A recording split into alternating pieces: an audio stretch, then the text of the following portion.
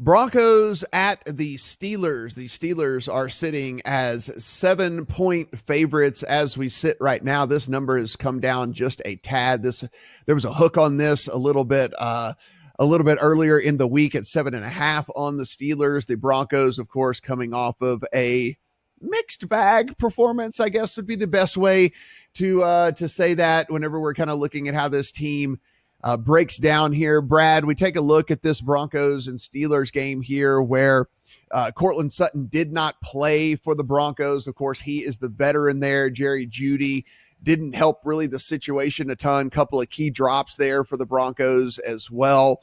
Then the Steelers, kind of what we expected in this Steelers team. There was a very, very dominant defense. Maybe the offense needed a little bit of time to kind of get going with Ben Roethlisberger playing his first game since week 2 of last year. If you guys remember, Ben Roethlisberger only played 6 quarters last year, and that was about it. It was a very tale of two halves for Ben Roethlisberger. Pretty rusty, missing some pretty easy throws in the first half, and then towards the end of the first half and into the second half, that Steelers team was able to do kind of whatever they wanted to against the Giants, and it looks like Ben Roethlisberger had kind of gotten into the flow of NFL football here. Broncos at the Steelers. Steelers 7-point favorites at home. I've not made a play on this game yet. 7 is starting to become interesting to me because, again, it's a bit like what we talked about last week. The Steelers' defensive line is probably the best in the league, and again, they've got a bottom 5, bottom 6 offensive line in the Denver Broncos. So I like that matchup. The concern and the reason I haven't bet is Steelers' offensive line. They had 5 offensive linemen out of practice on Wednesday.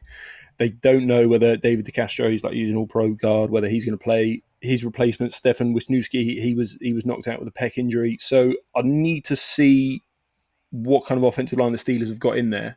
When final injury reports come out. If DeCastro's back, which it sounds like he might be, then I'll probably go Steelers -7. If the line is a train wreck, then possibly the under 41, under 40.5 could be a look as well, because I think we could see a hell of a lot of sacks in this game if the Steelers' offensive line is banged up as well. Brett, James Conner leaves that game early, does not play. Benny Snell comes in, and they don't miss a beat really with Benny Snell in the backfield. Apparently, James Conner did practice in full on Thursday and is on pace to get going and get back into the game here. I don't know if that changes your opinion really at all. I mean, Benny Snell looked fine to me. It looked like this team was had their starter back there, so I don't know if that's anything. So taking a look at this, a full touchdown at home here. I know you and I are in love with this defense. The defense did everything we thought they were going to do in week 1. We talked all offseason about how much we love the Steelers defense, and they proved us right. Do they get it? Do they do it here again in week 2? I don't know, because I'm really high on Denver too. I thought they outplayed Tennessee on Monday night, even though the scoreboard watchers probably would disagree that the Broncos should have covered with all those missed field goals by Gostkowski, but I thought Denver played really well. This could be a sleepy spot for them. I mean, both these teams played on Monday night, but Denver has to travel across the country. I looked at this as an under game, just given how much I love both of these defenses, plus the key injuries to the Steelers' offensive line. Banner on IR, DeCastro questionable, Wisniewski questionable. But I think I missed my window to get the best number there. A lot of money's been coming in on the under.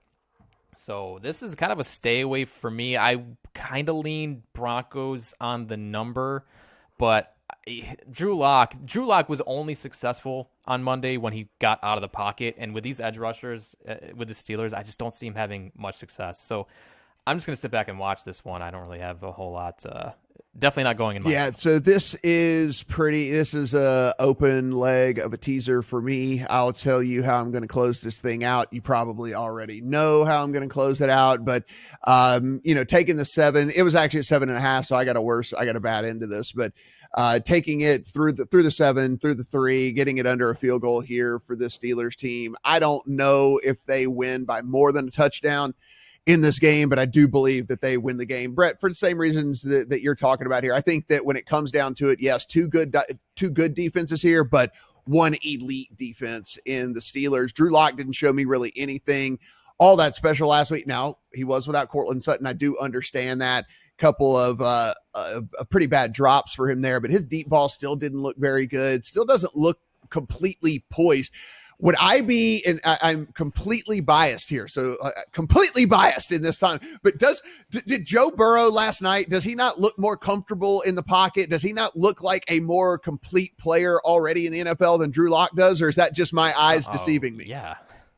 No, yeah, obviously he does. All right, I'm just saying, I mean, it just so, I don't know. For me, everybody was talking about how Drew Lock was this, this at the end of last season. I think the win-loss record was a little bit deceiving there. If you look at who those games came against and where he was getting all those gaudy stats, it was against some of the bottom feeders when it comes to defense in the league. So for me, opening up a teaser leg here, give me the Steelers at 1.5, however, wherever you want to get it at for me is the opener. And I'll tell you how I'm going to close this thing out here in just a little bit. Really like that Steelers defense. Think they're going to make it hell on Drew Lock.